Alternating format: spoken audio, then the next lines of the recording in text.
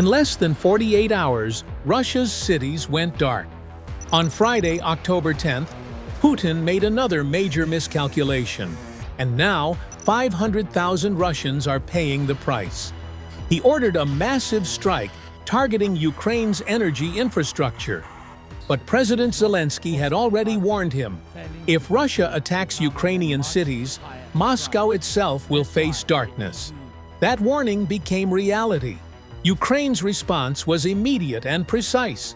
Within hours, 500,000 Russians were left without power as winter approached. And it didn't stop there. Ukrainian drones flew deep into Russian territory, nearly 1,000 miles inside, striking one of the country's largest refineries.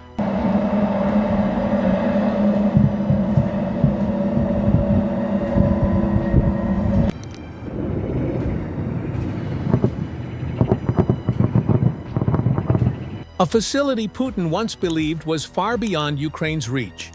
Power grids failed, refineries burned, and millions watched their country plunge into silence. The cause wasn't an accident, it was precision. Ukraine had done what Moscow believed impossible, carried the war deep inside Russian territory. Moscow called the attacks terrorism. Kiev called them consequences. And this is how it began.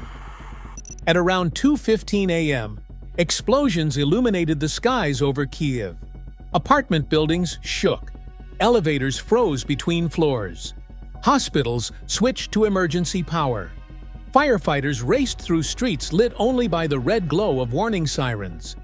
Families huddled in darkness, listening to the deep hum of generators as public transport halted and communication networks flickered out. The city held its breath beneath the relentless sound of distant impacts. Officials later confirmed that hundreds of drones and dozens of missiles had been launched, an assault designed not for victory, but for fear. But that was only half the story. When you provoke a spine-hardened nation, you must expect a reply, and Ukraine's reply was not chaos. It was precision. It was a message written in fire and silence. No place inside Russia would be presumed safe again. Within hours, Ukrainian units, intelligence, special operations, and drone divisions executed a counterstrike planned in secret for weeks. At 4:30 a.m., long-range drones crossed into Russian airspace. Their targets were not soldiers or frontline trenches, but the arteries that powered the Russian war effort. Substations, refineries, and fuel depots. Explosions echoed through the Belgorod region as power plants went offline. Transformers burned bright against the night. Entire districts slipped into blackout. 500,000 Russians suddenly found themselves in silence, trapped in elevators, standing in darkened streets, searching for candles and explanations. Officials blamed technical failures. State television called it falling debris. But everyone knew this darkness had come from Ukraine. As dawn approached, the strikes deepened. In Donetsk, a Ukrainian drone struck a factory producing combat drones and munitions. The explosion tore through the industrial complex, sending debris high into the air. The fire that followed raged for hours. Russian media struggled to explain how something so far from the front could burn so easily. Then came the most distant and devastating message. At 8 a.m., reports emerged from Bashkortostan. The Bashneft UNPZ refinery, one of Russia's largest fuel facilities, was in flames. More than 1,000 kilometers from the Ukrainian border, one of the pillars of Russia's energy network had been hit by long-range Ukrainian drones. Smoke covered the skyline. Operations were halted. Fuel pipelines feeding the Russian military were crippled. The shock reached Moscow before the flames were out. Putin's gamble, that Ukraine could be terrorized into submission, had backfired spectacularly. For every Ukrainian blackout, a Russian city now lost its own light. For every power station bombed in Kiev, a refinery burned inside Russia. The psychology of the war had flipped overnight. Russia had tried to make winter its ally. Ukraine turned that same winter into a weapon. In Belgorod, Kursk, and Bashkortostan, local officials reported rolling blackouts and power failures. Hospitals relied on backup power. Fuel prices climbed as supply routes faltered. And through it all, a question whispered across Russia. If Ukraine can do this now, what will they do next? While Moscow broadcast denials and excuses, the contrast between the two leaders could not have been clearer. Putin threatened. Zelenskyy delivered. Putin spread fear. Zelenskyy spread consequences. Ukraine's strikes were not random acts of vengeance. They were designed to expose the vulnerabilities of a war machine that had overreached. Each refinery, substation, and factory hit was chosen with purpose. Each target struck with precision forced Moscow to rethink its idea of safety. By the morning of October 11th, the impact was undeniable. Black smoke still lingered over Ufa. Power lines crackled in Belgorod. And in Moscow, lights flickered across residential districts, unused to fear. The Kremlin called for calm.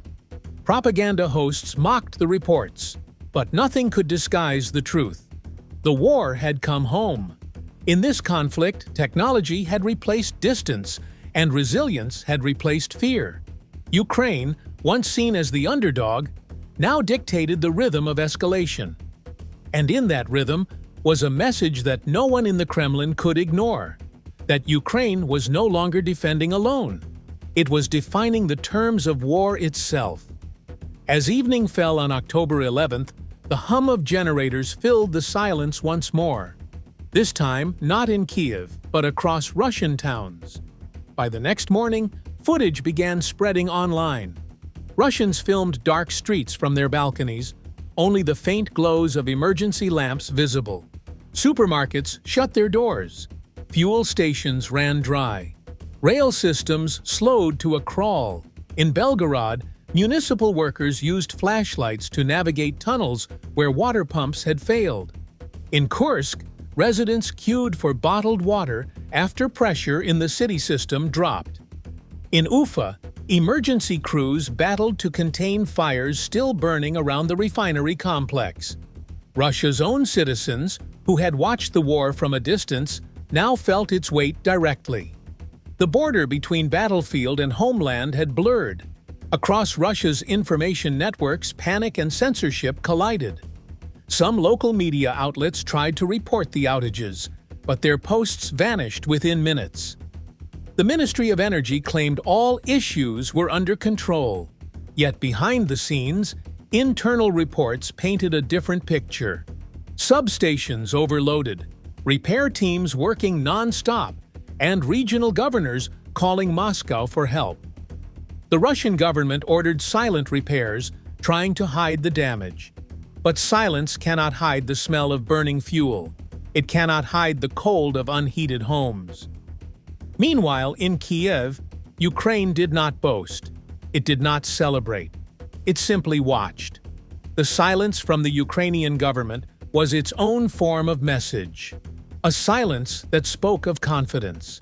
By October 12th, analysts around the world were talking about the shift in dynamics. Ukraine's strike capability had expanded far beyond what Moscow expected. The attacks were not symbolic. They were systematic. Power lines near the Russian-Ukrainian border remained unstable. Military depots reported fuel shortages. Even the defense industry began to feel the disruption. Aerial reconnaissance showed repair trucks lined up at multiple damaged facilities, evidence that Russia's logistical network was overstretched. In Europe, the reaction was measured but firm. Governments reaffirmed support for Ukraine's defense, recognizing that Kyiv's ability to strike back was not just retaliation, it was deterrence. Each precise strike weakened Russia's strategic posture. Inside Russia, however, the political tension grew sharper. Mayors, governors, and regional heads were questioned about why their territories had no protection. Energy ministers were pressured to restore supply. Security agencies demanded answers about how drones traveled hundreds of kilometers undetected. The Kremlin's response was predictable: tighter control, harsher censorship, and new promises of retaliation. Yet the very fact that the conversation had shifted from victory to repair revealed the new reality. For the first time in the war, Russia was reacting to Ukraine's moves, not the other way around. At 10 a.m. on October 12th, Moscow's defense ministry held an emergency meeting. Satellite photos showed damage to fuel depots, electrical substations, and the Bashneft refinery complex. Advisors recommended redeploying air defense units from occupied territories back into Russia to protect key industrial hubs. Doing so, however, meant exposing their frontline troops. That was Ukraine's strategic victory. Not destruction, but disruption. Each drone strike forced a calculation. Each blackout created hesitation. Each damaged refineries meant delays in supply convoys feeding Russian forces in eastern Ukraine. By October 13th, train schedules were disrupted as fuel deliveries slowed. Cargo lines carrying military supplies stalled. The chain reaction was underway. In Belgorod, power restoration crews worked without rest. Yet even as they replaced damaged cables, new explosions echoed from afar. Ukrainian drones had struck again. Not large-scale, not chaotic, just enough to remind Russia that every attempt at normalcy could be undone in seconds. This was not the Ukraine of 2022. This was a nation that had turned technology, intelligence, and precision into its greatest weapons. Reports later confirmed that all the drones used in those operations were built in Ukraine, a sign that the country's domestic defense industry had evolved rapidly, despite constant bombardment. The strikes were self-reliant, independent, and tactical. By October 14th, the situation in parts of Western Russia remained unstable. Rolling blackouts continued. Oil prices fluctuated as markets reacted to the refinery losses. Panic buying spread briefly across several cities before officials intervened. Moscow called the attacks terrorism. Kiev called them consequences. On October 15th, Zelenskyy addressed the Ukrainian parliament. His tone was firm, not triumphant. "We do not seek darkness for others," he said. "We seek light for our people. But those who bring death to our homes must understand, the fire will find its way back." The statement circulated globally. Analysts called it a defining line in modern warfare, a declaration of accountability backed by action. In Moscow, the silence that followed was heavy. By October 16th, Russia's grid had mostly recovered, but its illusion of control had not. Engineers worked around the clock, patching cables, rerouting power, and restarting systems. Yet even as lights flickered back on, they felt temporary, fragile, conditional. Because now everyone in Russia knew the next blackout was only a decision away. The war had entered a new phase, not one defined by territory, but by control. Ukraine had shown that dominance is not measured in land captured, but in the ability to dictate outcomes. And when the sun set on October 17th, the lights of Moscow still glowed, but not with certainty. People watched the sky, uneasy, aware that somewhere far away, a drone could already be on its way. The war that Russia began to control Ukraine had at last turned its lights inward. And as Ukraine watched from the darkened edges of its own cities, one truth became clear. Power is no longer what you hold, it's what you can take away.